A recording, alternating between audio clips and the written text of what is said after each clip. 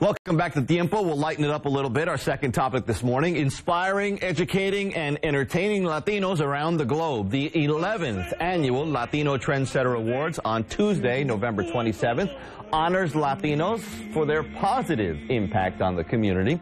Joining us now is Juan Guillen, founder and CEO of Latin Trends, the magazine, and Richard Rodriguez from Laboratorio Bueno Salud, co-presenter, co-sponsor of the awards. Thank you both for being with us. 11th year, man, can you believe it already? Wow. Yeah. That's time goes quick, huh? Yes, it does. Refresh me. I mean, the goal, the mindset of when you created the Trendsetters Award was what? To honor who? Well, in a nutshell, when I was a kid growing up in Brooklyn, most of the times I saw someone that looked like me in the general media or Hollywood, it wasn't always on the positive side. Okay. So I kind of, got me a little mad. I said, one day I'd like to do something about it constructively in a positive light.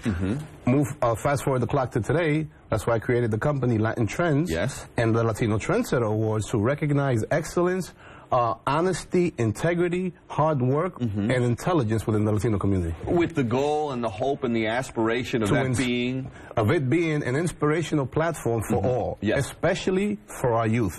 Because the beautiful thing, when you see an individual that could be a CEO of a company, an executive in a company like Richard, someone doing well, not just in sports, right? Sports is important, but in music, but in real life situations. That is inspiring because that little young girl in the Bronx that could be today 5 years old or 6 years old that may not believe too much in herself, she sees TV, she sees something positive, she gets inspired. Like Sonia Sotomayor, inspired by a TV show.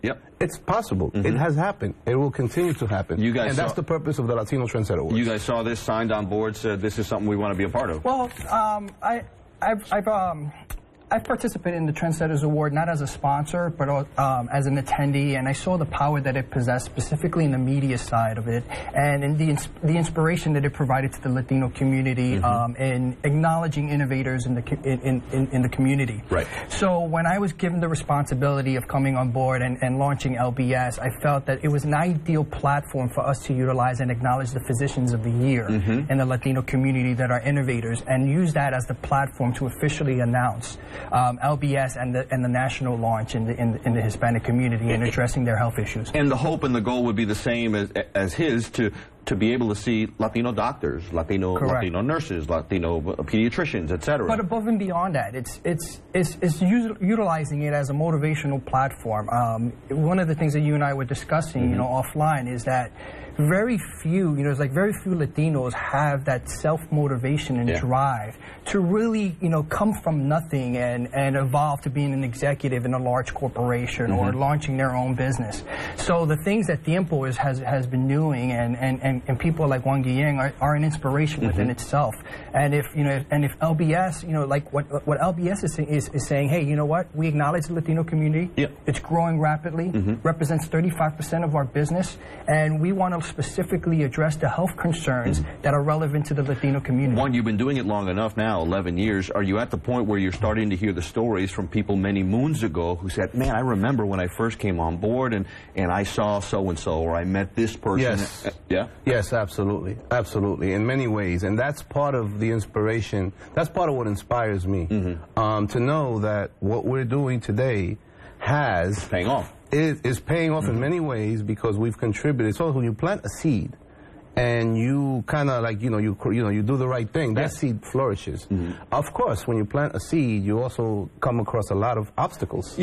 And that you have to overcome. True, you got to water the seed. And that's what all of us have come across obstacles. And that's what makes a trendsetter. It's a person that in the face of obstacles takes the obstacle and looks at it as an opportunity. Doesn't turn away. Continues to follow through. That's a trendsetter. Regardless of what obstacles. Because the easy route would be to see the obstacle, to turn around and go back.